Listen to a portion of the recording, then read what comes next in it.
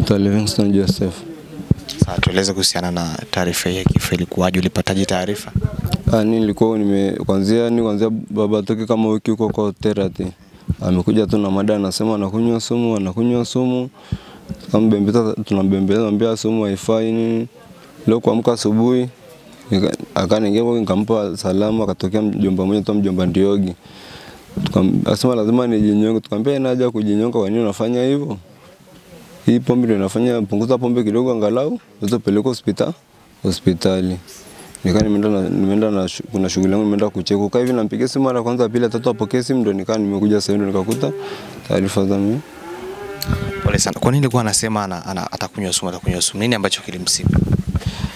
Nasikia huko kwa ndugu zake anasema alipigwa. Alichangiwa na watoto wa baba mdogo na watoto wake. Sijajua maana sasa anasema alinoa mbuzi wake, akakuta mbuzi wamefanyaje, kwa sijapata jibu kamili. Mara mwisho kuongea na mzee ilikuwa lini? Leo asubuhi. Ndio. Kwa nini lolote ambao mlizungumza naye? Ndio tu baada ya kusema anataka kujinyonga, tukamwambia baada ya kunyonga haifai, ndio nikamwacha na jirani hapa. Ndio. Taarifa kujinyonga labda ulizipata wapi na kujinyonga sanga? Muda si mrefu hapo ndo nikakuta hapo na ni mzee tayari. Ndio hivyo. Ulikuwa anaishi mwenyewe? Anaishi naye, mimi nakaa hapo, anaishi hapo. Bado nimepata sasa hivi. Na huyu baba huyu aliyejinyonga namfahamu. Maana kila wakati akipita anakuja dukani tunasalimiana, ni mtu mcheshi sana. Hagombani na mtu.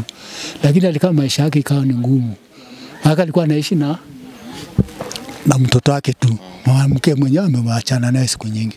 Sasa mzee ni matatizo ya kutopata mtu wa kumsaidia au kupata mawazo. Ndio kitu imesababisha huyo mzee hivyo kitu. Maana hata juzi nimemwona. Tunasalimiana naye kawaida, tunaongea, hana shida na mtu. Ni mawazo. Alikuwa ni mzima ulivuta? Mzima. Mara mshuta naye ilikuwa lini? Nikuta leo Jumangapi? Jumanne leo. Leo Jumanne. Tukutana naye Jumatatu kama sikosea, alitoka hivi shuleni. Alhamisi. Ametoka shuleni akapita hivi, kuna duka moja anachukulia vitu sana hapo barabarani. Kwa hiyo ni mtu ambaye yeye anakucheka na watu tu. Sasa hivi tumesikia ndio tukakimbia kuja kuangalia kweli ni yeye. Taarifa hii imekuumiza kiasi gani? Imeumiza sana mpaka roho yangu. Hata mkaka nimemwona hapa anaanguka, lakini hakuna mtu anayemjali. Mara nyingi tumezoea vijana huwa wanajinyonga, hususan vijana wadogo sababu ya kimapenzi nini. Sasa huyu unahisi amenyonga? Amejinyonga kwa sababu matatizo ya mawazo, kutokupata mtu wa kukaa naye. Alikuwa ana mke? Anaye mke, mke wake siko pale. Alikuwa aishi naye? Aishi naye. Ameachana siku nyingi. Watoto kijana wake yuko pale. Hizo mawazo yanatoka wapi katika kuwa na familia na mawazo inatoka ndugu yangu, kwa sababu kama mke unamwona kusemeshi vizuri, ni ugomvi, hata ukitaka kuongea naye na kukaribia utafanyaje? Mawazo. Mimi naitwa Lucas Alfayo Kaba. Aliyejinyonga ni ubalozi wangu. Yuko kwenye kitongoji changu. Kwa hiyo muda wa sasa hivi kwenye saa 9 kasorobo nikapigiwa simu kwamba nije hapa, sababu kuna mtu ambaye amejinyonga. Alinipigia sasa hivi simu, ni kuna mwananchi mwenzangu ambaye ni wabalozi wangu ambaye ni mwanajeshi, ndio ikawa kaniita kwamba nije hapa kwa sababu kuna mtu ambaye amejinyonga yuko hapa. Sasa baada na mimi kufika hapa, ni kweli kabisa nikakuta kwamba mtu mwenyewe kwamba yuko amening'inia. Kwa hiyo ina maana amejinyonga. Hasa nikachukua maamuzi tu, nikampigia mwenyekiti wa kijiji. Baada ya kumpigia mwenyekiti wa kijiji kumpa taarifa kama hii, naye akapokea, akaniambia ngoja aongee na diwani.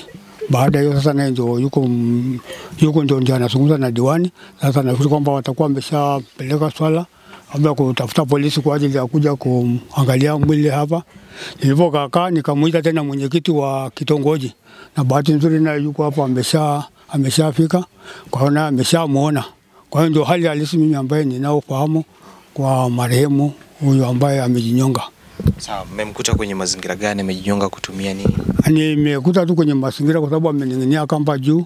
Kwa hiyo kawa amejinyonga, yuko juu, kwa hiyo amelaza kichwa tu.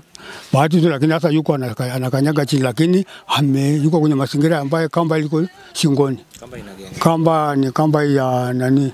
Ya neti. Ndio ameji. Baba, mmebatika kujua chanzo cha kujinyonga kwake? Kwa sasa hivi kwa ninavyopapasa hapa nasikia sijui alikuwa ameenda kule kwao juzi. Hasa wanadai kwamba sijui kuna mbuzi ambaye amenunua kule kwao. Hasa baada ya kununua sasa zile mbuzi kawa sababu atakuwa amenyang'anywa. Hata nafikiri ndio wanavyokaa hapa ndio anaendelea kusema tu kwamba nitajinyonga tu. Hata kijana wake yuko hapa naye akasema kwamba kuna siku tu ambayo baba anasema atajinyonga. Na sasa imeshatokea, sasa amejinyonga. Mbuzi ilikuwaje? Hebu tueleze hapo. Kwa kweli hapo kwenye swala la mbuzi, kwa sababu bado hatujaanza kupapasa pale, labda wao ndio wanaweza kusema kwamba hawa mbuzi walikuweje mpaka labda akanyang'anywa wale mbuzi. Kwa hiyo akaenda ndio akarudi kuja huku nyumbani. Sasa ndio akapata na mauti kama hii, kujinyonga. Muangalia mzee ni umri wa miaka mingapi? Hayo kama nikimwangalia kwenye hicho kwenye miaka 50 na anaitwa Joseph Melau.